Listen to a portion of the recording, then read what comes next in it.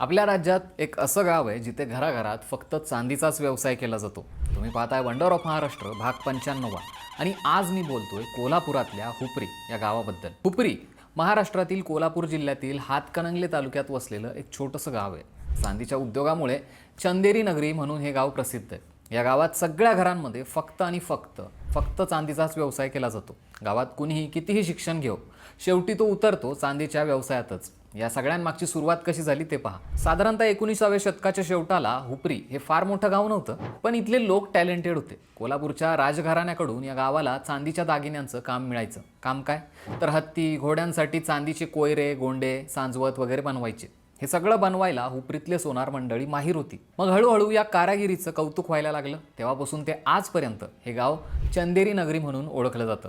हुपरीच्या चांदीला 2007 मध्ये GI टॅगही मिळालाय. म्हणजे ही चांदी आता जगभरात हुपरी ब्रँड म्हणून ओळखली जाते. आज हुपरीत साधारणतः 1000 कोटींची उलाढाल होते आणि गावातली 75% माणसं या व्यवसायात आहेत. खास म्हणजे गावातल्या 90% बायका या उद्योगामुळे आत्मनिर्भर झाल्यात. तर अशी आहे हुपरीची चांदीचं गाव बनण्याची गमतीदार आणि प्रेरणादायी गोष्ट. इथली माणसं, त्यांची मेहनत आणि कारागिरी यामुळे हुपरी आज चंदेरी नगरी म्हणून सगळीकडे गाजतंय. तुम्ही कधी हुपरीची चांदी वापरली असेल तर आम्हाला कमेंट करून तुमचा अनुभव नक्की कळवा.